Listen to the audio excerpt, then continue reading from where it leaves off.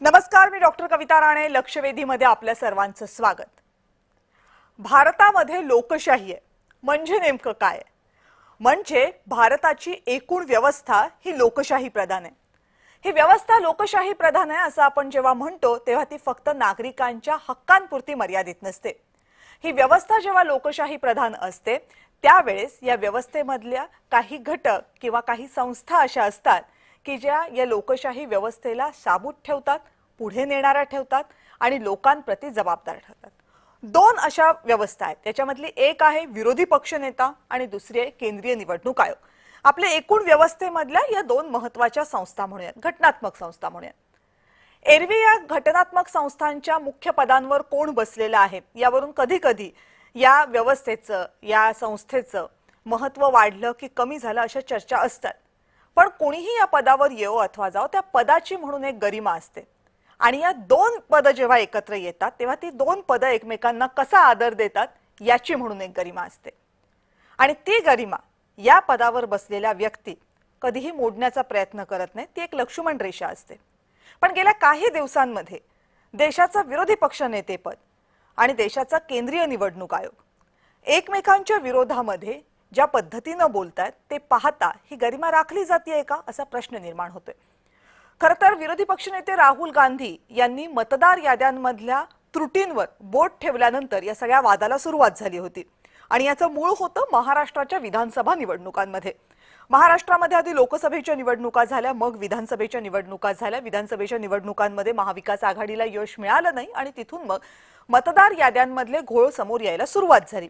पुढे जाऊन राहुल गांधी यांनी फक्त महाराष्ट्रातलेच नाही तर कर्नाटकमधल्या मतदार याद्यांवर सुद्धा बोट ठेवलं. आता या सगळ्यावर केंद्रीय निवडणूक आयोग बोलत का नाही असा प्रश्न वारंवार विचारला जाऊ लागला. हा सगळं होत असताना बऱ्याच जणांनी याबद्दलचे प्रश्न उपस्थित केल्यानंतर काल रविवारी सुट्टीच्या दिवशी केंद्रीय निवडणूक आयोगानं एका पत्रकार परिषदेचं आयोजन केलं आणि मुख्य निवडणूक आयुक्त ज्ञानेश कुमार यांनी या पत्रकार परिषदेला संबोधित केलं. त्यांनी अनेक प्रश्नांची उत्तरं दिली. पण ही उत्तरं देत असताना राहुल गांधी यांनी एकतर शपथपत्र द्यावं आपण जे काय आरोप करतोय त्याबद्दलचं, नाहीतर ते घटनेच्या विरोधामध्ये वक्तव्य करतात अशा प्रकारचं, किंवा त्यांनी देशाची माफी मागावी असा थेट इशारा दिला. आता एका व्यवस्थेमध्ये, लोकशाही व्यवस्थेमधल्या एका पदानं दुसऱ्या पदाला असं थेट इशारा देणं हे योग्य आहे का? किंवा राहुल गांधी यांनी केंद्रीय निवडणूक आयोग ज्या पद्धतीनं तक्रारी मागतोय ते तक्रारी न देऊन त्यांनी आपल्या पदाला किंवा केंद्रीय निवडणूक आयोगाला मान दिलाय का असे अनेक प्रश्न या निमित्तानं निर्माण होतात. आणि सगळ्यात महत्त्वाचं की जर प्रश्न निवडणूक मतदार याद्यांचा असेल तर मग ते सोडून एकमेकांची उणीधुणी काढणं किंवा एकमेकांना इशारे देणं हे का केलं जाते या अनेक प्रश्नांवर बोलायचंय. पण त्या अगोदर हा सगळा मुद्दा जो कालपासून सुरू झालेला आहे तो नेमका काय आहे, केंद्रीय निवडणूक आयोगाच्या पत्रकार परिषदेमध्ये नेमकं काय झालं आणि मग काँग्रेसने त्याला काय उत्तर दिलं याबद्दलचा एक आढावा घेऊयात.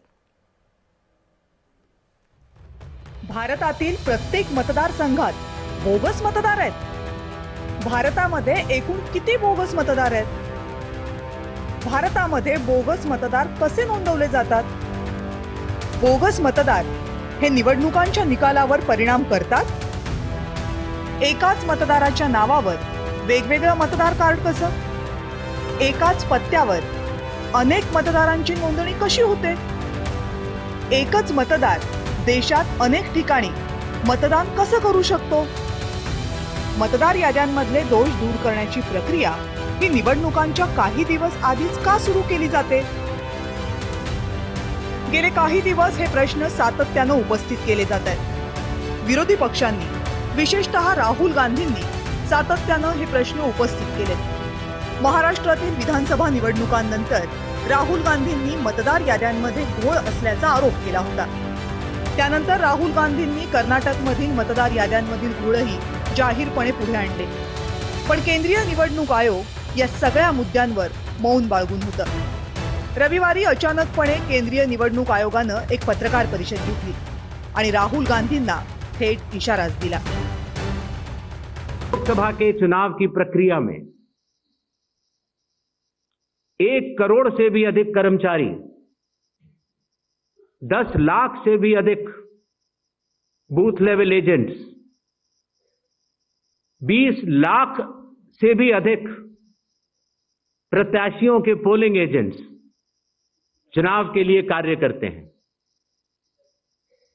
इतने सारे लोगों के समक्ष इतनी पारदर्शी प्रक्रिया में क्या कोई भी मतदाता वोट की चोरी कर सकता है?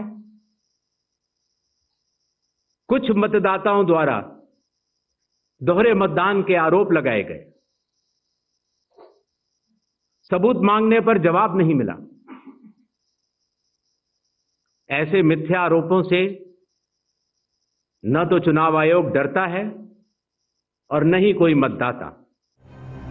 राहुल गांधींनी मतदार याद्यांमधील घोळाचा वापर करून महाराष्ट्रात आणि कर्नाटकामध्ये मतचोरी केल्याचा आरोप राहुल गांधींनी केलाय। बिहारमध्ये सुरू असलेली SIR मोहीम ही सुद्धा मतचोरीचाच भाग आहे असा राहुल गांधींचा दावा आहे आणि त्याच्याच विरोधात राहुल गांधींनी बिहारमध्ये यात्रा सुरू केली आहे।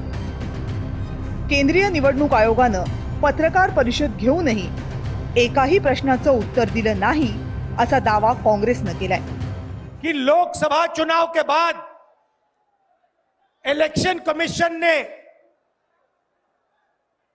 महाराष्ट्र में जादू से 1 करोड़ नए वोटर पैदा कर दिए। लोकसभा में और विधानसभा में 1 करोड़ वोटरों का फर्क था। और भाई और बहनों, जहां भी ये नए वोटर आए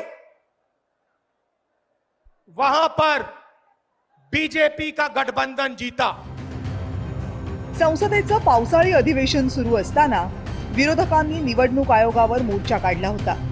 या मोर्चामध्ये 300हून अधिक खासदार सहभागी झाले होते, पण या खासदारांना निवडणूक आयोगामध्ये प्रवेश नाकारला गेला। त्यानंतर निवडणूक आयोगानं ही पत्रकार परिषद घेतली, पण त्यातूनही मूळ प्रश्नांना पूर्णविराम मिळण्याऐवजी वादाची धग आणखी वाढली आहे। ब्युरो रिपोर्ट, जय महाराष्ट्र। राहुल गांधी यांनी मतचोरीचा जो आरोप केलाय तो फक्त महाराष्ट्रापुरता मर्यादित नाहीये। देशामधल्या अनेक मतदारसंघांमध्ये ही मतचोरी झाल्याचा राहुल गांधी यांचा दावा आहे। त्यासाठी त्यांनी एका मतदारसंघाचं उदाहरण सुद्धा दिलं। राहुल गांधींच्या पाठोपाठ भाजपचे नेते आणि खासदार अनुराग ठाकूर यांनी सुद्धा असाच दावा केला। अर्थात त्यांच्या दाव्याचा रेफरन्स होता राहुल गांधींचा मतदारसंघ। एकूण मतचोरीच्या आरोपांचा हा प्रवास महाराष्ट्रापासून झालाय कसा आणि आता तो कुठे येऊन ठेपलाय त्याचा एक टाइमलाईन बघूया।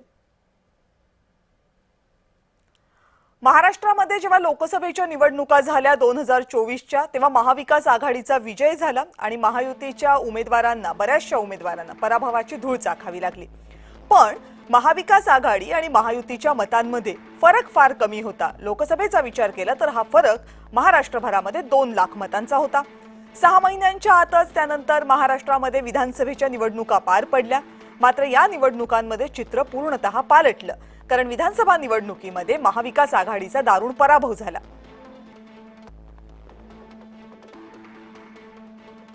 मग महाराष्ट्रातल्या या निकालानंतर राहुल गांधी यांनी पहिल्यांदा महाराष्ट्रातल्या मतदार याद्यांवर आक्षेप घेतला। 2 निवडणुकांच्या दरम्यान मोठ्या प्रमाणावर मतदार नोंदणी झाल्याचा दावा राहुल गांधी यांनी केला। नव्या मतदार नोंदणीच्या सहाय्यानं भाजपला अधिकचं मतदान झाल्याचा दावा सुद्धा राहुल गांधी यांनी आपल्या आकडेवारीनुसार केला। हे सगळं मतदान संध्याकाळी 5 नंतर जी जास्तीची आकडेवारी होती त्याच्याशी संबंधित आहे। त्यामुळे संध्याकाळी 5 नंतर झालेल्या मतदानाचं सीसीटीव्ही फुटेज द्या अशी मागणी त्यांनी केली आणि पुढच्या काही महिन्यांमध्ये राहुल गांधी यांनी पत्रकार परिषद घेऊन एक प्रेझेंटेशन देऊन आकडेवारी सादर केली।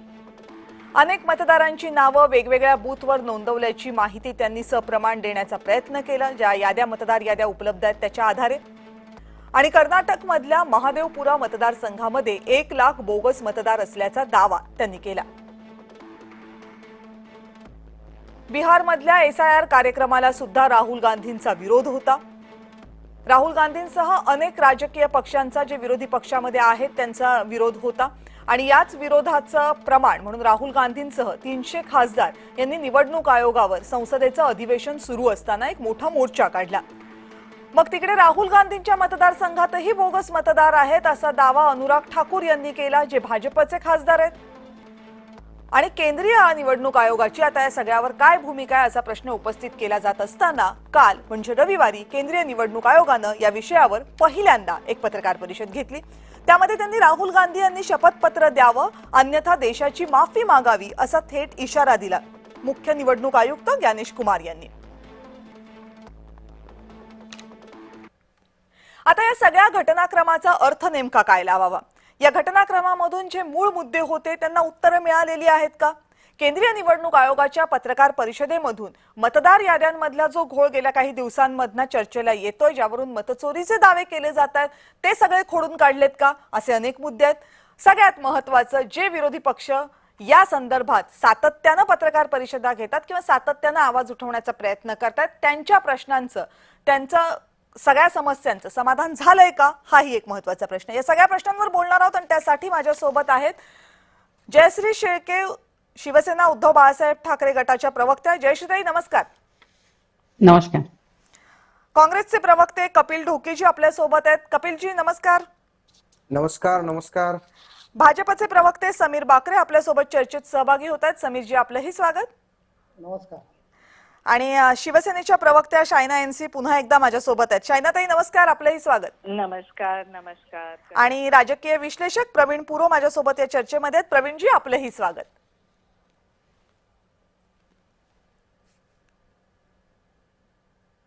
प्रवीणजी माझा आवाज येतोय आपल्यापर्यंत? मला खरं तर चर्चेची सुरुवात प्रवीणजींपासून सुरू करायची होती, कारण पत्रकारांसाठी कालची पत्रकार परिषद ही खास होती, कारण केंद्रीय निवडणूक आयोगावर सातत्यानं प्रश्नांची सरबत्ती व्हावी आणि केंद्रीय निवडणूक आयोगानं समोर येऊन उत्तर न द्यावं, हे गेल्या काही वर्षांमध्ये अनेक पत्रकारांना दिसलं नव्हतं, जे गेल्या काही महिन्यांमध्ये दिसलं. त्यामुळे केंद्रीय निवडणूक आयोग जर पत्रकार परिषद या सगळ्या परिस्थितीमध्ये घेत असेल तर ते नेमकी काय उत्तरं देतात आणि त्या उत्तरानं जे प्रश्न उपस्थित झालेले आहेत त्याचं समाधान होतं का, याची उत्सुकता सगळ्या पत्रकारांना होती. त्यामुळे राजकीय विश्लेषकांचं या बाबतीत काय म्हणणं आहे ते जाणून घेण्याची उत्सुकता होती. पण प्रवीण पुरो मला वाटतं आपल्या सोबत थ्रू झालेले नाही आहेत, त्यामुळे अर्थात कपिलजी पहिल्यांदा तुमच्याकडे येते. कालची सगळी पत्रकार परिषद झाली, तुमच्या वतीनं अनेक पत्रकारांनी तुम्ही उपस्थित केलेले प्रश्न सुद्धा उपस्थित केले केंद्रीय निवडणूक आयोगाला. झालं का समाधान सगळ्या उत्तरांनी? मुळात कालची जी निवडणूक आयोगाची पत्रकार परिषद घेतली, मुख्य निवडणूक आयुक्त ज्ञानेश कुमार यांची प्रेस कॉन्फरन्स ऐकून खरं तर त्यांचं नाव अज्ञानेश कुमार असायला पाहिजे. इतकं अज्ञान, म्हणजे मूळ प्रश्न सुद्धा न समजून घेता त्यांनी स्वतःच्या अज्ञानतेचं प्रदर्शन त्या ठिकाणी केलेलं आहे. मुळात राहुल गांधीजींनी जे काही प्रश्न उपस्थित केलेत त्यांनी पर्सनल, जसं आपलं एखादं भांडण कसं असते मतदारसंघात, एक उमेदवार दुसऱ्या उमेदवाराच्या विरोधात लढतोय, तशा पद्धतीनं पर्सनली घेऊन उत्तरं दिलेत. परंतु लोकशाहीच्या दृष्टीनं, निवडणुकीच्या दृष्टीनं, मतांच्या मूल्यांच्या दृष्टीनं जे काही महत्वपूर्ण प्रश्न राहुलजींनी विचारले त्या एकाही प्रश्नाचं उत्तर ते त्या ठिकाणी देऊ शकलेले नाही. माझं परत एकदा, मी नेहमी प्रत्येक चर्चेमध्ये या विषयावरच्या चर्चेत सांगतोय की राहुल गांधीजींनी सप्रमाण ज्या गोष्टी दाखवल्या त्या गोष्टी कुठेतरी खोट्या सिद्ध करून दाखवा. निवडणूक आयोगानं काल त्याचं उत्तर दिलेलं नाही. बिहारमधल्या SIR संदर्भात एका महिन्यात 65 लाख मतं गायब केल्या गेली. ज्या लोकांना मृत दाखवलं त्या लोकांसोबत राहुलजींनी चहा कॉफी घेतली. म्हणजे चाललंय काय?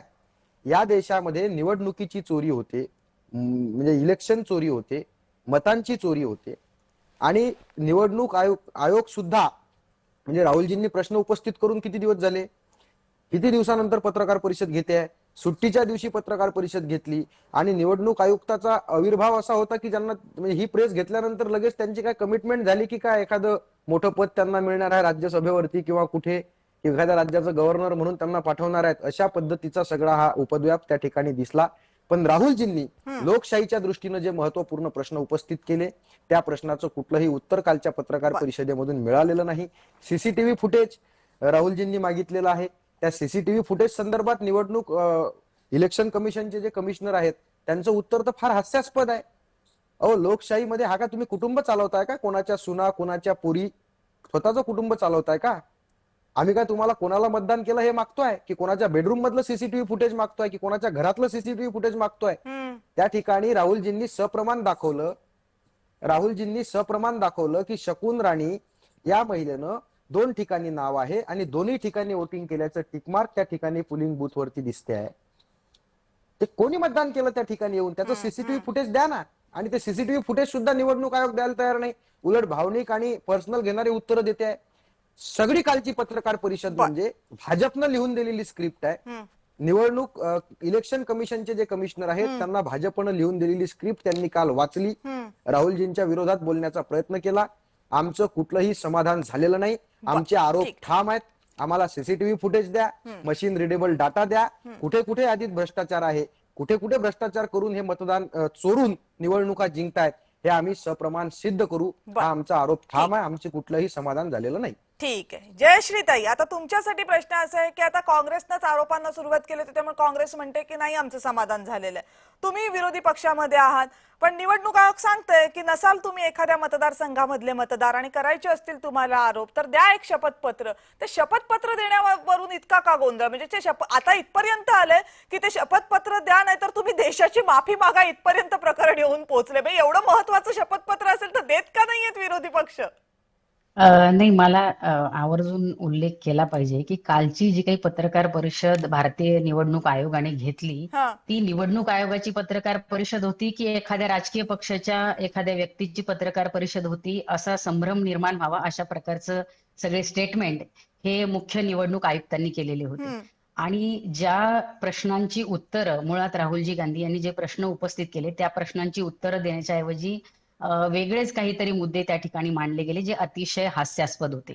आपण म्हणताय शपथपत्र का दिली जात नाही? शपथपत्र देण्याच्या बद्दल नाकारलं गेलेलं नाहीये किंवा कुठेही आम्ही शपथपत्र देणार नाही अशा प्रकारचं वक्तव्य कुठेही मला असं वाटतं की विरोधी पक्षनेते राहुलजी गांधी यांनी केलेलं नाहीये.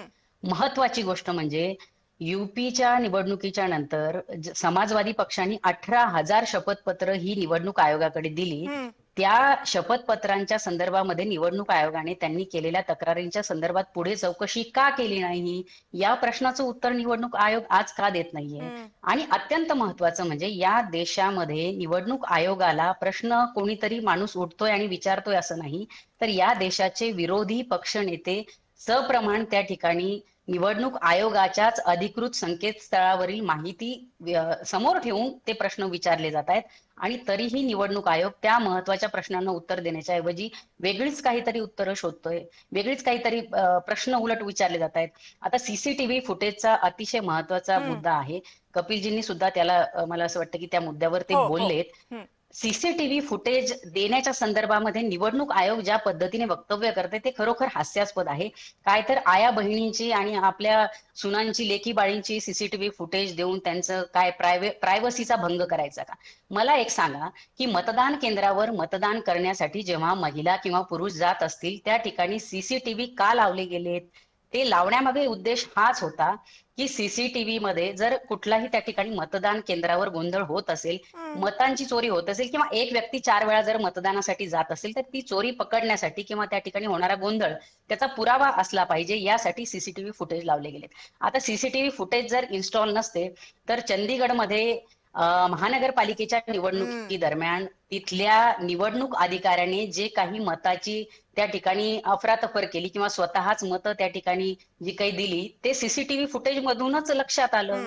मग असं असताना सीसीटीव्ही फुटेज नक्कीच महत्वाचं आहे. त्याला कुठेतरी महिलांचीच सीसीटीव्ही फुटेज का द्यायची, प्रायव्हेट तो व्हिडिओ आहे असं म्हणून निवडणूक आयोग ज्या पद्धतीने वक्तव्य करतंय ते खरोखर हास्यास्पद आहे. महिलांचं मला असं वाटतं की त्याला कुठलाही नकार नसेल, कारण महिला असो की पुरुष असो मत हे प्रत्येकाला देण्याचा अधिकार आहे. ते मत त्या ठिकाणी योग्य दिलं जातंय. प्रश्नचिन्ह उपस्थित होऊ शकतात त्याबद्दल काही वादच नाही. प्रवीण पुरोजी, आता मला वाटतं तुम्ही थ्रू झालेला आहेत. माझा आवाज येतोय? येतोय. नमस्कार प्रवीणजी, मला एक सांगा की राजकीय विश्लेषक म्हणून, पत्रकार म्हणून तुम्ही केंद्रीय निवडणूक आयोगाच्या शेकडो पत्रकार परिषदा आतापर्यंत बघितल्या असाल. त्या शेकडो पत्रकार परिषदा आणि कालची केंद्रीय निवडणूक आयोगाची पत्रकार परिषद याच्यामध्ये तुम्हाला सिग्निफिकंट फरक काय दिसला? नाही, प्रचंड फरक होता. लोकशाहीला तारक असलेल्या आतापर्यंतच्या ज्या पत्रकार परिषदेच्या निवडणूक आयोगाच्या झाल्या किंवा निवडणूक आयुक्तांच्या झाल्या त्या पत्रकार परिषदा आणि ज्ञानेश कुमारांची कालची पत्रकार परिषद याच्यात प्रचंड असे फरक होता. ज्ञानेश कुमार हे कोणासाठी तरी बोलतात की काय असं वाटत होतं. कारण त्याच्या प्रत्येक वक्तव्यावर आक्षेप घ्यावा, म्हणजे विरोधी पक्षांनी जे जे मुद्दे उभे केले, उपस्थित केले, त्या मुद्द्यांना उत्तर देण्याच्या ऐवजी ते खोडून काढताना आपण व्यक्तिशः काहीतरी आपण बाजू कोणाची तरी मांडतोय, असा प्रकार ज्ञानेश कुमारांकडून होत होता. निवडणूक आयोगाला विचारलेले प्रश्न एक होते आणि त्याची उत्तरे वेगळीच होती. म्हणजे आता सांगितलं गेलं की सीसीटीव्हीच्या संदर्भात त्यांनी केलेलं वक्तव्य म्हणजे केवळ हास्यास्पदच नव्हे, तर तमाम महिला मतदारांचा अवमान आहे. राईट.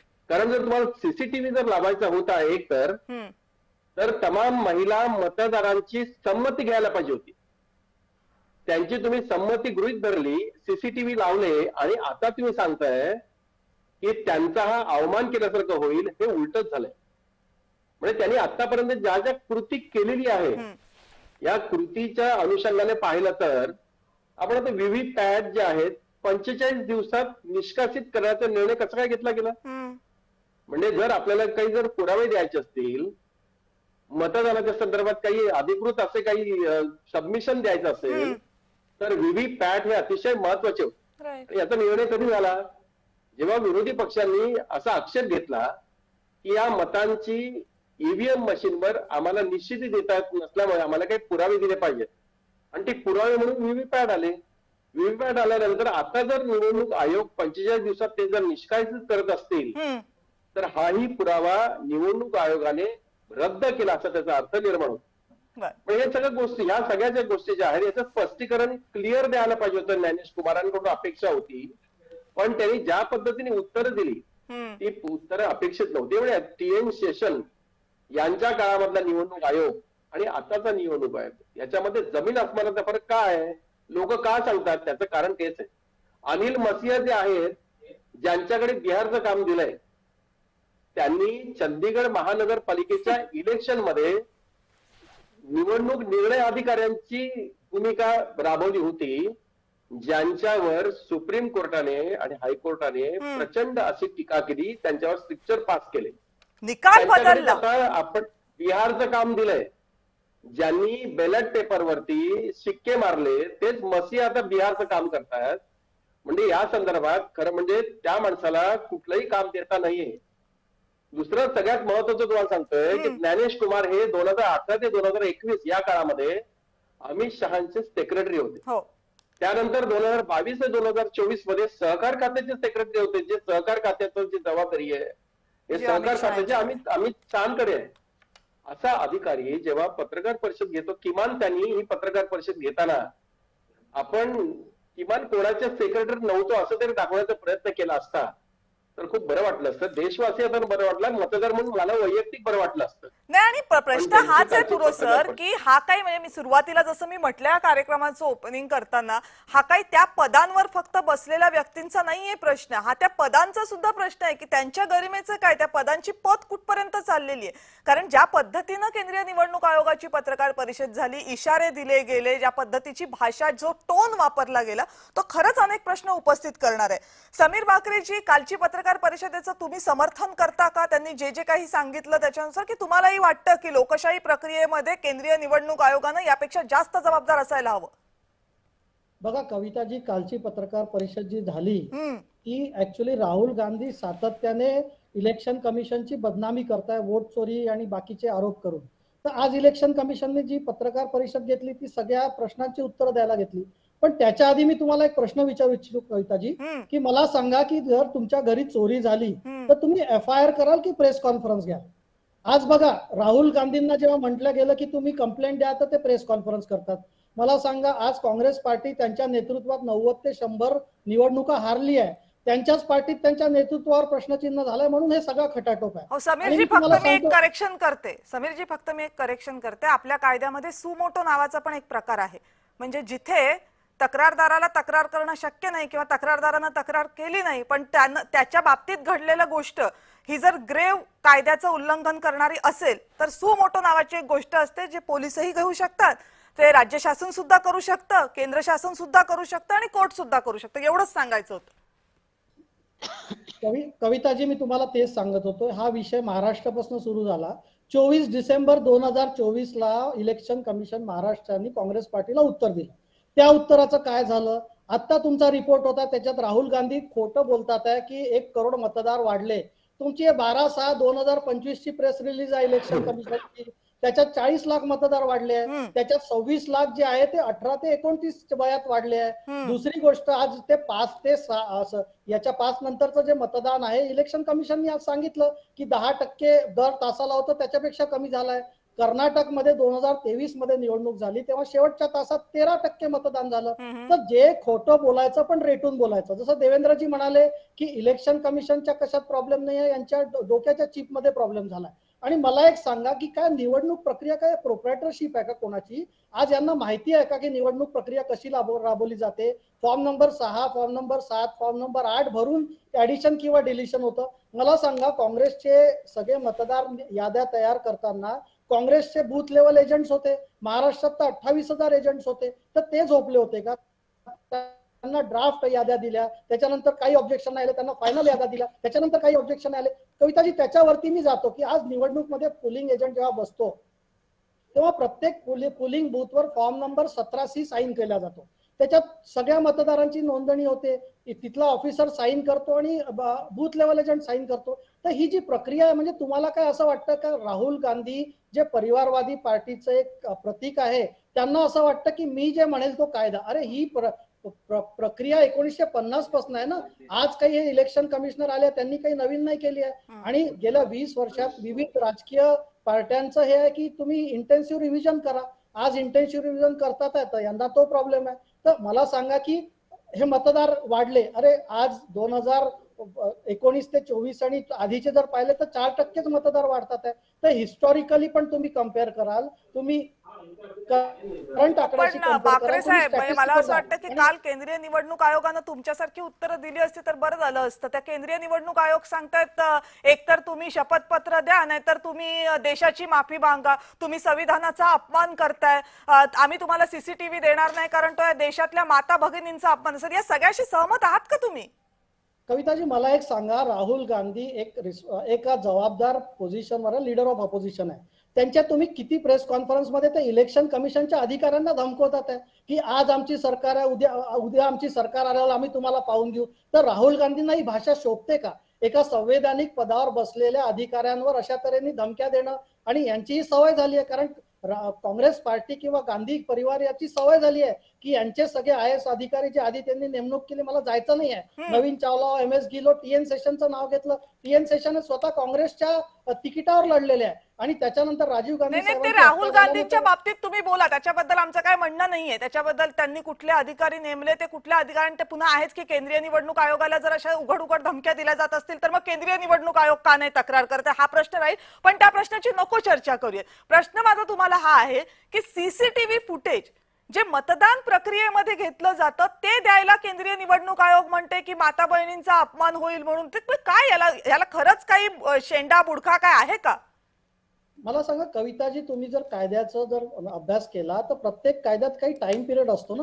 ते सीसीटीव्ही फुटेज काय 15-15 वर्ष तुम्ही ठेवणार आहे का? नका ठेवू 15 वर्ष, 3 महिन्यात तसंही डिलीट करते. करा. माझा मुद्दा तोच नाहीये. माझा मुद्दा एवढाच आहे की सीसीटीव्ही फुटेज न देण्याचं जे कारण ते तुम्हाला पटतंय का समीरजी? महाराष्ट्राच्या निवडणुकीमध्ये 24 डिसेंबरला जे काँग्रेस पार्टीला हा येते ताई. हा, मी काय बोलू 24 का? डिसेंबरला जे मला इलेक्शन निघायचंय कमिशनने नंतर. काँग्रेस पार्टीला 60 पानाचं उत्तर दिलंय, त्याच्याबद्दल काँग्रेस पार्टी काही बोलत नाहीये. काहीतरी नवीन रोज उठून आरोप करायचे, झोपलेल्याचं बघा. नाटक तरी पण करायला तुम्ही आपण माझा जागेवर प्रश्न टाळताय समीरजी. एनिवेज आपण येऊ त्या प्रश्नाकडे. फक्त जयश्री, शायनाताई मी तुमच्याकडे येते. जयश्रीताईंचा फक्त एक छोटासा प्रश्न तेवढा घेऊन मी तुमच्याकडे येते. जयश्रीताई, निवडणूक आयोग हा सत्ताधारी पक्षाच्या हातचं कळसूत्री बाहुलं असल्यासारखा वागतोय आणि निश्चितच त्यामुळेच सत्ताधारी पक्ष जर निवडणूक आयोगाची वकिली करत असेल तर आश्चर्य वाटायला नको. मुळात भारतीय संविधानाच्या कलम 324 नुसार निवडणूक आयोगाची निर्मिती झालेली आहे आणि घटनात्मक स्वायत्त संस्था म्हणून भारत सरकारचं प्रतिनिधित्व निवडणूक आयोग करतंय. परंतु आज ही स्वायत्तता निवडणूक आयोगाची धोक्यात आली की काय असा प्रश्न पडावा, अशा पद्धतीचं एक वर्तणूक मागच्या निवडणुकांमध्ये निवडणूक आयोगाची राहिलेली आहे. आणि आपण जो काही प्रश्न सत्ताधारी पक्षाची लोक आज या ठिकाणी म्हणताय, मुळात एक व्यक्ती एक मत हे दिलं गेलं पाहिजे. हा जो काही हे जे काही अधिकार आहे किंवा हे जे काही काम आहे हे निवडणूक आयोगाचं आहे. ही बरोबर. जबाबदारी निवडणूक आयोगाची आहे की एका व्यक्तीच्या नावावर एक मतच पडलं पाहिजे. जी काही 10 आज नावं एका व्यक्तीची येत आहेत ती येत आहेत तर ती जबाबदारी निवडणूक आयोगाने घ्यायला हवी. दुसरं महत्वाचं म्हणजे निपक्ष आणि पारदर्शीपणे निवडणुका घेण्याची जबाबदारी सुद्धा निवडणूक आयोगाचीच आहे. बरोबर. आणि तिसरं महत्वाचं म्हणजे स्वच्छ मतदार याद्या, अद्ययावत मतदार याद्या ह्या तयार करण्याची जबाबदारी सुद्धा निवडणूक आयोगाचीच आहे. त्यामुळे कोणी तक्रारी केल्या मला नाहीत एक किंवा काय कोणी त्या ठिकाणी येते. आक्षेप घेतले नाहीत. या कारणाखाली निवडणूक आयोग आपली जबाबदारी झटकू शकत नाही. निवडणूक आयोगाने ती जबाबदारी झटकायला नको. परंतु केवळ आणि केवळ सत्ताधारी पक्षाला त्या ठिकाणी मदत झाली पाहिजे यासाठी निवडणूक आयोगाने ज्या पद्धतीने मतांची चोरी केली आहे आणि ती आज राहुलजी गांधी यांनी उघडी पाडली आहे. आज त्यांच्याकडे बोलायला मांडायला मुद्दे नाहीत आणि त्यामुळे अशा प्रकारचे हास्यास्पद वक्तव्य निवडणूक आयोगाकडनं होत आहेत. ठीक. सीसीटीव्ही फुटेज ज्यावेळी वृत्तवाहिन्यांचं दाखवलं जातं मतदान केंद्रावरचं त्यावेळी मग महिलांच्या प्रायव्हसीचा भंग होत नाही का? त्यामुळे अशा प्रकारची केवळ बाकरेजी वक्तव्य येते मी करून तुमच्याकडे फक्त ठीक आहे. जयश्रीताई पुन्हा येते तुमच्याकडे. हा मुद्दा तुमचा पोहोचलाय आणि बाकरेजी मला शायनाताईंचा मुद्दा एकदा ऐकून घेऊ देत मग मी तुमच्याकडे येते. शायनाताई. हो, सर्वप्रथम मला हे सांगायचं आहे की इलेक्शन कमिशन ची प्रतिक्रिया काय आहे.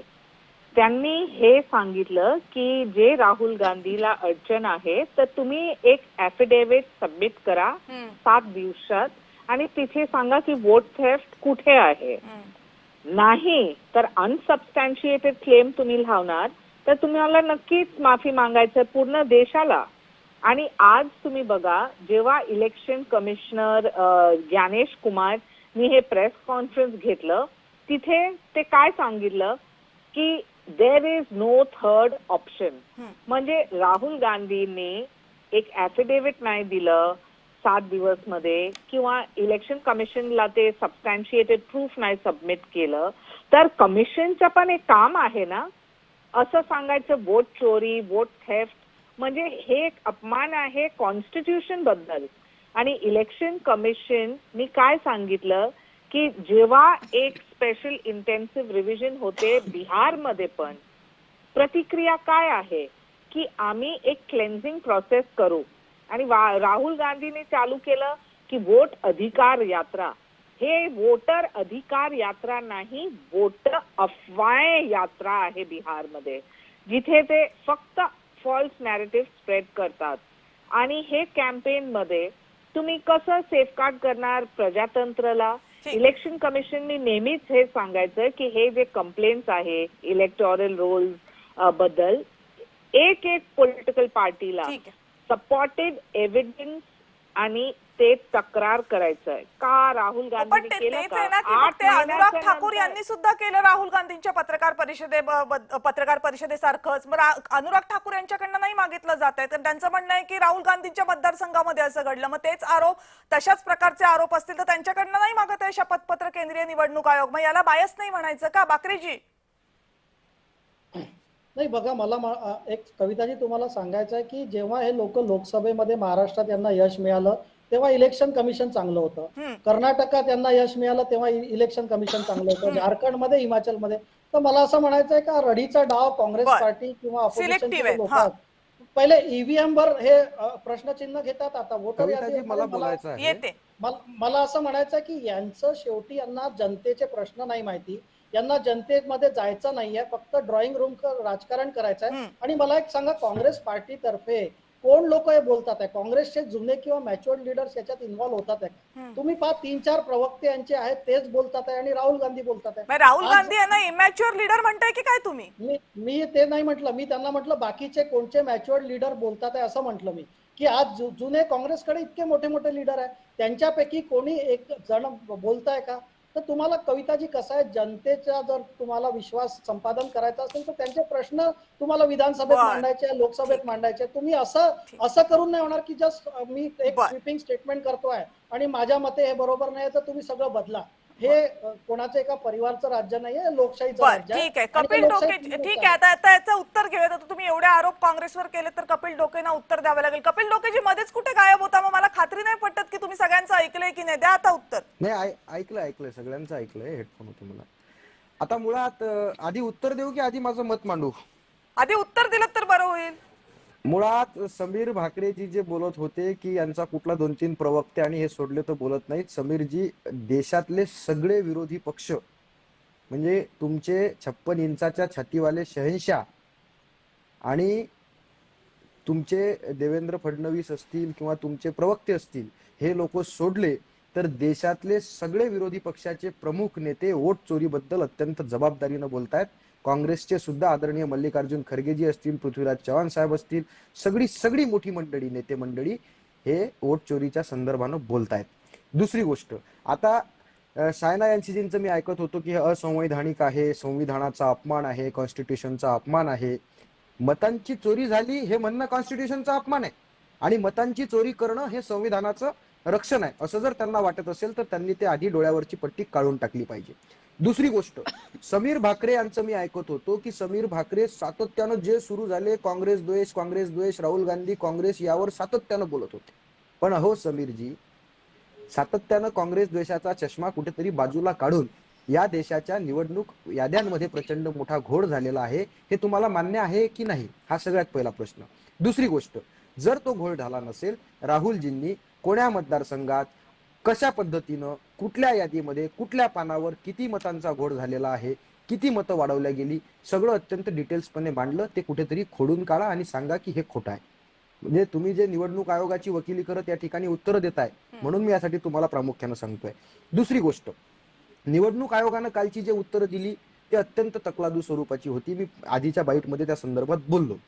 परंतु आता SIRच्या बाबतीत SIR वरती हे बोलले की आम्ही इंटेन्सिव्ह रिव्हिजन करतोय, तरी सुद्धा यांना अडचण नाही. पण SIR करत असताना ज्या ठिकाणी प्रत्येक, म्हणजे बिहारची परिस्थिती जर पाहिली तर तिथे महिना पुराची परिस्थिती असते, अनेक लोक कामानिमित्त बाहेर गावी असतात आणि तुम्ही 25 जून ते 25 जुलैचा वेळ देता आणि त्या वेळेमध्ये त्यांना अत्यंत किचकट अशा पद्धतीचे कागदपत्र त्यांना तुम्ही मागता आणि 22 लाख लोक एकदम मयत दाखवले. बरं कविताजी, लिमिट अशी आहे की त्या 65 लाख लोकांमध्ये यांनी 65 लाख लोक कमी केले, एक सुद्धा नवीन नाव वाढवलं नाही.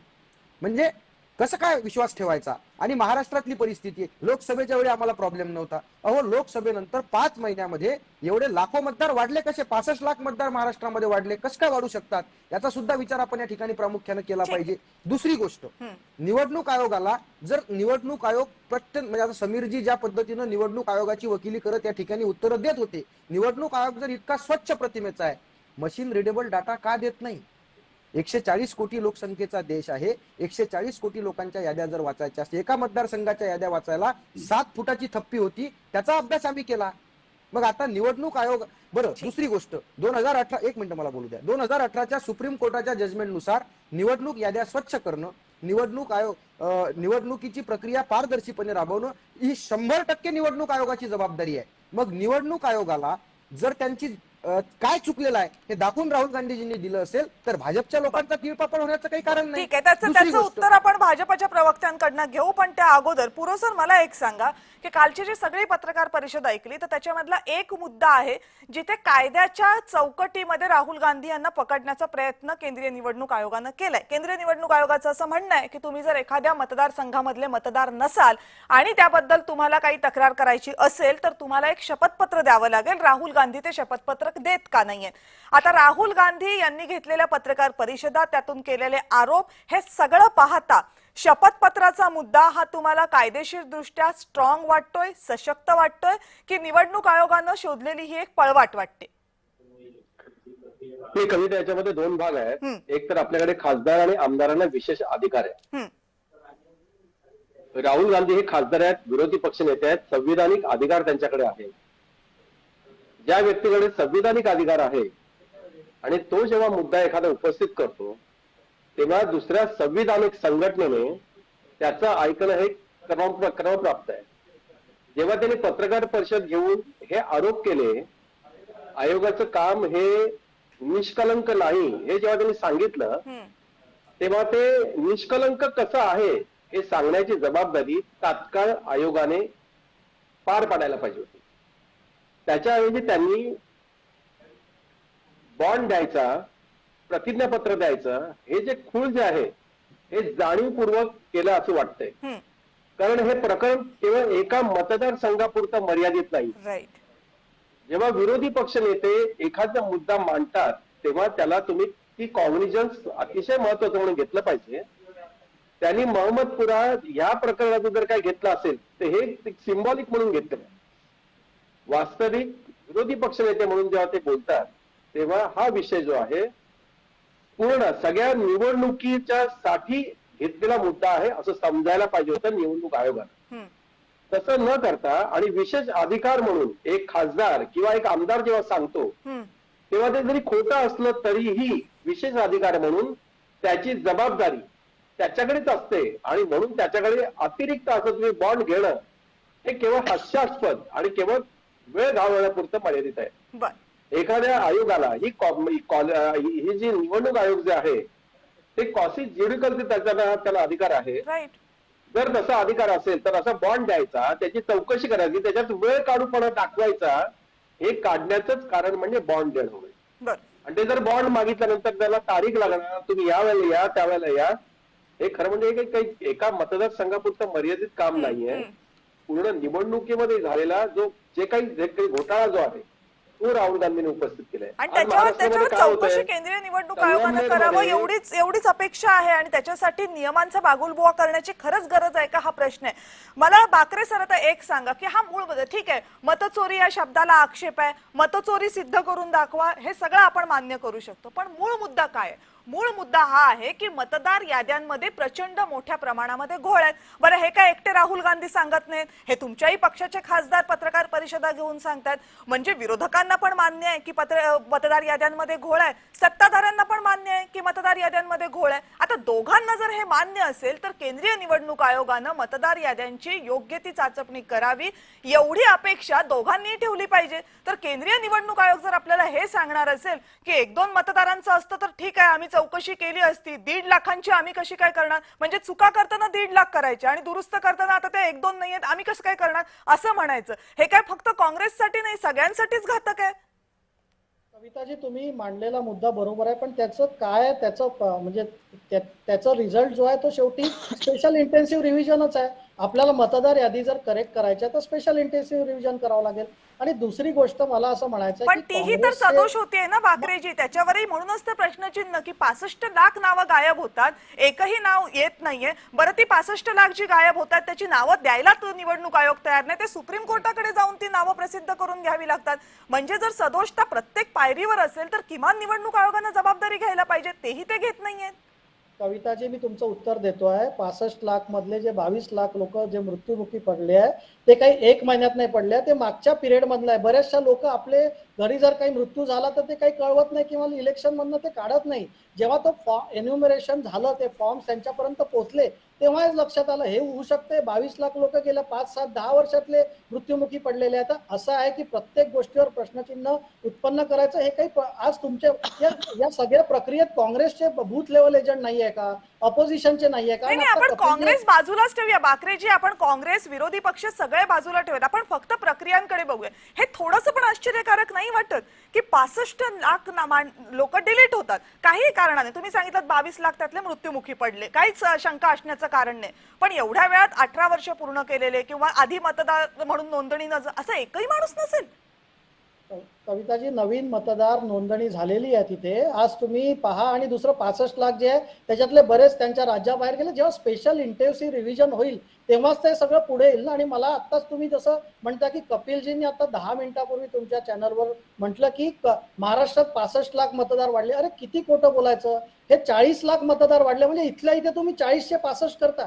तर तुम्ही मान्य करताय 40 लाख तरी वाढलेत मतदार म्हणून, मान्य करताय 40 लाख मतदार वाढले. 40 लाख नाही, प्रत्येक निवडणुकीत वाढलेले आहे, याच्यापेक्षा जास्ती वाढलेले आहे. ताई, तुम्ही आपले आकडे तपासा. प्रत्येक निवडणुकीत लोकसभा आणि विधानसभामध्ये 4% फरक पडतो. प्रत्येक 2004 पासून नाही, मला बोलू द्या. तुम्ही चुकीचं सांगताय, आम्ही ऐकत राहायचं. काहीही चुकीची माहिती सांगताय. माझ्याकडे आकडे 2004 पासून एखादा माणूस समीरजी 1 मिनिट थांबा फक्त, त्यांना हा अगदी 2 वाक्यात पण तुम्ही तुमचं म्हणणं पूर्ण करा ढोकेजी. मुळात समीरजी ज्या पद्धतीनं बोलतायत हे फक्त काँग्रेस, राहुल गांधी आरोप. अहो, निवडणूक आयोगाच्या याद्यांमध्ये प्रचंड भ्रष्टाचार आहे. एका व्यक्तीनं 10 ठिकाणी मतदान केलेलं आहे. एका व्यक्तीचा फोटो 10-15 ठिकाणी तुम्ही त्याची वापरलेला आहे. official complaint अनेक करा ना, लोकांच्या कपिलजी. बापाची नावं गायब Complaint आहेत. करा official. 65 लाख नुसतं रुपये मला एक मिनिट आम्हाला समीरजी ऐकून घ्या ना. हे निवडणूक आयोगाचं सगळं तुम्हाला मान्य आहे का? तुम्ही एव्हिडन्स द्या. सगळं तुम्हाला त्याचा मान्य आहे? evidence द्या. तुमचं म्हणणं आम्ही असं आहे का करतो. की निवडणूक Election आयोगाचं काम commission चौकशी पारदर्शकपणे आहे? करेल. इलेक्शन अहो, कमिशन ठाकरेजी, चौकशी तुमचं करेल ना. म्हणणं असं आहे का की निवडणूक आयोगाचं सगळं काम पारदर्शकपणे आहे? देशाच्या लोकशाहीचा प्रश्न बघा, आहे आणि काँग्रेसवर राहुल कपिलजी, गांधींना तुमच्या दोष देऊन मोकळे मताप्रमाणे होतात. जर निर्णय नाही आला तर तुमचं अहो, पारदर्शक ठाकरेजी, नाही राहत. लोकशाही सुप्रीम वाचवण्यासाठी कोर्ट थोडी तसंच तरी लाज आहे. आपल्याकडे इलेक्शन शिल्लक असली कमिशनची पाहिजे. तसंच आहे. की ज्या तुमच्या देशाची मताप्रमाणे लोकशाही निर्णय मला एक निवडणूक मिनिट होते. येते जयश्रीताई येते. इंदिरा ठीक आहे गांधी ठीक आहे. यांनी कपिल लोकेजी आणि कपिल लोकेजी आणि समीरजी, एक मिनिट आपण फक्त जयश्रीताईंचं ऐकून घेऊ. जयश्रीताई, जी मतं 2019 ते 2024 या कार्यकाळामध्ये वाढली ती तितकीच मतं किंबहुना त्यापेक्षा जास्त मतं ऐका ना महाराष्ट्राच्या कपिलजी आणि समीरजी, प्लीज प्लीज प्लीज. हा, दरम्यान म्हणजे 5 महिन्यामध्ये वाढलेली आहेत. आणि समीरजी ज्या पद्धतीने बोलताय, केवळ आणि केवळ तुम्हाला त्या ठिकाणी निवडणूक आयोगाची वकिलीच जर करायची असेल तर अशा प्रकारची ताई, तुम्ही लोकशाहीला आकडे पहा मारक ना. आणि ताई, संविधान विरोधी 2004 वक्तव्य तुम्ही पासूनचे निश्चितच तुम्ही आकडे करणार. पहा. एक मिनिट मला एक मिनिट बोलू द्या. नाही, नाही, एक मिनिट या सगळ्यांनी थांबा. कपिलजी, जयश्रीताई आणि समीरजी सगळ्यांनी थांबा. आता समीरजी, आता प्रश्न फक्त इतका आहे की बरं, आता जे तुम्ही आकडे म्हणताय की ती काय फक्त या 6 महिन्यांमध्ये वाढली, ती काय या निवडणुकीला नाहीये. देवेंद्र फडणवीस यांनी एक अख्खा लेख लिहिला होता आणि त्याच्यामध्ये आधीच्या निवडणुकांमध्ये किती आकडेवारी वाढली होती हे सगळं दिलं होतं.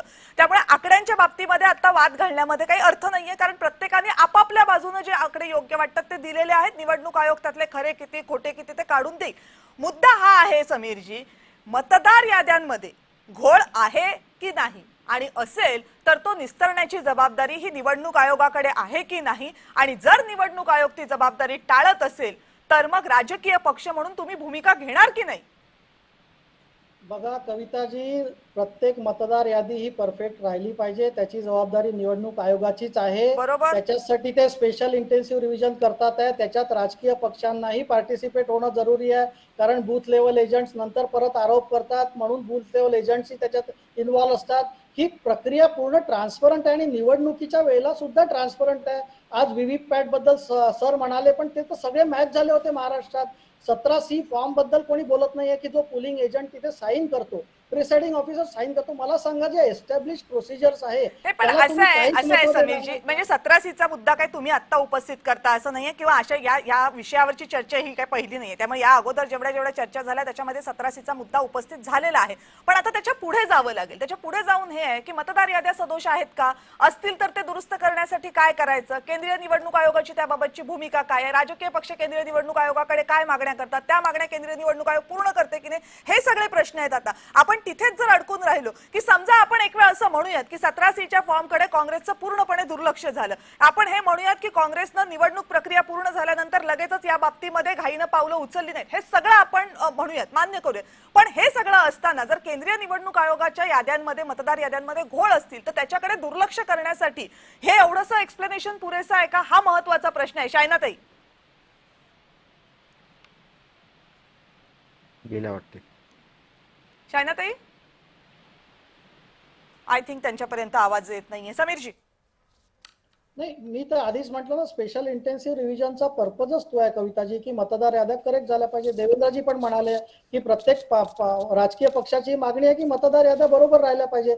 आणि मला असं म्हणायचं आहे की त्याच्यात जर काही चुका राहिल्या असतील तर तुम्ही पूर्ण निवडणूक आयोगाला चोर म्हणणार का, तुम्ही प्रत्येक निवडणूक प्रक्रियेला म्हणणार का? म्हणून की समीरजी, मी महाराष्ट्राची मगाशी निवडणूक तुम्हाला प्रश्न विचारला की जर म्हणजे केंद्रीय निवडणूक आयोगानं पण काल सांगितलं की एसआयआर हे का करतोय आम्ही, एसआयआर हे यासाठी करतोय की फक्त काँग्रेसचं नाही तर विविध विरोधी पक्ष असतील किंवा राज्य आपल्या देशामधले सगळ्या राजकीय पक्षांनी जेव्हा जेव्हा आम्हाला सांगितलं की मतदार याद्यांमध्ये हे प्रॉब्लेम होतात तर ते निस्तरण्यासाठी म्हणून हा एसआयआर करतोय. जर एसआयआर ही प्रक्रिया इतकी महत्वाची असेल तर मग प्रश्न असा आहे की ती एका महिन्यामध्ये निवडणुकीच्या अगोदर इतक्या घाईघाईनं का? कारण ही जर प्रक्रिया इतकी मोठी असेल की ज्याच्यामधून खरे मतदार कोण आहेत हे शोधले जातील, ते मतदार भारताचे नागरिक आहेत की नाही हे सिद्ध होईल, ते मतदार बोगस आहेत की नाही हे सिद्ध होईल, ते मतदार इतर राज्यांमध्ये आहेत की नाही हेही सिद्ध व्हायला मदत होईल. जर इतकी महत्वाची प्रक्रिया असेल, ती इतक्या घाईनं राबवली जात असेल, निवडणुकांच्या तोंडावर राबवली जात असेल, त्याच्यामधली नावं द्यायला केंद्रीय निवडणूक आयोग मनाई करत असेल तर मग या प्रक्रियेबद्दल तरी ही सदोष नाहीये किंवा ही पूर्णतः शुद्ध हेतून केली गेलेली आहे, हे भारतीय नागरिकांनी कसं आणि का म्हणावं? की ही जी निवडणूक SIR जे करतात आहे स्पेशल इंटेन्सिव्ह रिव्हिजन, तर निवडणूक आयोगाने सांगितलं काल की ते 1 जानेवारी 1 एप्रिल आणि 1 जुलैला किंवा 1 ऑक्टोबरला करतात. तर आज जर 1 ऑक्टोबरला केलं असतं तर तुम्ही म्हणाले असते निवडणुकीच्या आधी आहे, 1 एप्रिलला केलं असतं तर इतक्या आधीपासून तुम्ही करताय. तर 1 जुलैला जे मतदार 18 वर्षाचे झाले नाही त्यांचं नाव तुम्ही कसं विषय केलंय? फिरवताय. आज आपण 1 प्रत्येक- महिन्याच्या कालावधीबद्दल बोलत होतो, फक्त 1 महिन्यात संपूर्ण राज्याचा SIR याच्याबद्दल बोलत होतो. एनिवेज माझ्याकडची वेळ संपत आलेली आहे. पुरोजी, शेवटची तुमची कमेंट म्हणजे मला चर्चेच्या शेवटाकडे येते. कविताजी 1 मिनिट. नाही, मी पुरोजींना आता देते संधी, कारण मी मगापासून त्यांना दिलेली नाही. प्रवीण सर. एक म्हणजे कविता एक सांगतो की निवडणूक आयुक्तांनी एक वक्तव्य केलं, तुम्हाला सांगतो की अनेक ठिकाणी मतदारांचा पत्ता हा घर नंबर 0 असं दाखवला तेव्हा ते काय म्हणाले माहितीये का? ज्यांच्याकडे ते घर असं नाही, म्हणाले, जे पुलाखाली झोपतात रात्री, जे फुटपाथवर झोपतात त्यांची घरं नसतात. हा, दुसरं आणखी त्यांनी असं सांगितलं होतं की ज्या वेळेला ह्या सगळ्यात तुमचं काही वेळ झालं मतदान होताना, तुमचे पोलिंग एजंट कुठे होते, त्याच्यानंतर त्यांनी तक्रारी का केल्या. आता महाराष्ट्रामधून अशा तक्रारी यायला लागल्यात की बाळाराम पाटलांनी पनवेलमध्ये अशी तक्रार केली की 84,000 इतके मतदार जे आहेत, दुबार मतदार पनवेलमध्ये आढळले. तेच अहमदनगरमध्ये तसंच घडलंय, चंद्रपूरमध्ये तसंच येते बाहेर, गडचिरोलीमध्ये तसंच बाहेर येते. आता ह्या सगळ्या घटना जर आपण पाहिल्या तर निवडणूक आयोगाने या सगळ्या गोष्टीकडे जर तेव्हाच लक्ष जर दिलं असतं. आता खरं म्हणजे काही जे पिटिशन जे 2024लाच पिटिशन दाखल झालेले आहेत, आयोगाने सांगितलं की तुम्ही तेव्हा केलं काय, किंवा आयोगाच्या ज्ञानेश कुमारांनी सांगितलं तुम्ही केलं काय, ते हायकोर्टामध्ये पेंडिंग आहे ना. त्या हायकोर्टामध्ये पेंडिंग असलेली प्रकरणं 6-6 वर्ष बाहेर पडत नाही, आणि त्यांनी सांगावं तुम्ही केलं काय.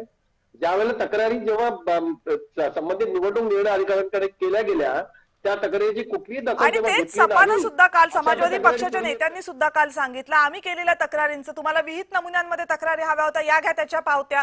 तर त्याचं काय केलं, त्याचं उत्तर केंद्रीय निवडणूक आयोगाकडे नाहीये. या सगळ्यात ना काय जाणवतं आहे बघा, सत्तेवर आज कोण आहे, उद्या कोण आहे, याची गणितं कदाचित बदलत राहतील, कारण सत्ता काही कुणाकडे कायम राहत नसते. त्यामुळे आज जे सत्ताधारी आहेत ते कदाचित उद्या विरोधक असू शकतात, आज जे विरोधक आहेत ते उद्या कदाचित सत्ताधारी असू शकतात. प्रश्न हा आहे की या ज्या संस्था आहेत, घटनात्मक संस्था आहेत, त्या तर बदलत नाहीत ना. त्यांच्या डोक्यावर, त्यांच्या खांद्यावर खऱ्या अर्थानं या लोकशाहीची धूर आहे. जर ते असं म्हणत असतील, केंद्रीय निवडणूक आयोग जर असं म्हणत असेल की आमच्या खांद्यावर बंदूक ठेवून राजकारण केलं जातंय, तर मग प्रश्न असा आहे की केंद्रीय निवडणूक आयोग हा खरंच इतका कमकुवत झालाय का? एखाद्या गोष्टीचं समर्थन द्यायला किंवा एखाद्या गोष्टीला नकार द्यायला केंद्रीय निवडणूक आयोग कायद्याच्या पुस्तकाच्या पलीकडे जात असेल आणि प्रायव्हसीचा भंग, महिलांचा मान अपमान अशा प्रकारची उत्तरं देत असेल, तर ती केंद्रीय निवडणूक आयोग नक्की काय लपवण्याचा प्रयत्न करतोय असा प्रश्न निर्माण होतो. आणि ताठकणा असलेला केंद्रीय निवडणूक आयोग आपल्याला जिथे हवा आहे, तो केंद्रीय निवडणूक आयोग जर एखाद्या विशिष्ट पक्षाची किंवा सत्ताधाऱ्यांची, विरोधकांची, यांच्यापैकी कुणाची तरी एकाची बाजू घेऊन बोलतोय असं जर वाटत असेल, तर मग तो धोका हा सत्ताधाऱ्यांना किंवा विरोधकांना नाहीये, तो आपल्याला आहे. कारण ही व्यवस्था जर कॉम्प्रोमाइज झाली तर निवडणुका कॉम्प्रोमाइज, आणि निवडणुका कॉम्प्रोमाइज झाल्या तर मग लोकशाही कॉम्प्रोमाइज होऊ द्यायची नसेल. तर केंद्रीय निवडणूक आयोगानं ही जी काही वक्तव्य केली त्याबद्दल खुलेपणानं चर्चा व्हायला हवी, प्रश्न उपस्थित व्हायला हवे. तेच करण्याचा हा प्रयत्न होता. आपण सगळेजण या चर्चेमध्ये सहभागी झालात. जयश्रीताई, तुम्हाला शेवटला बोलायचं होतं पण मला येता आलं नाही वेळेअभावी तुमच्याकडे, त्याबद्दल क्षमस्व, आणि आपल्या सगळ्यांचे आभार या चर्चेत सहभागी झाल्याबद्दल. आणि लक्षवेधीमध्ये आज वेळ झाली इथेच थांबण्याची. पाहत रहा जय महाराष्ट्र.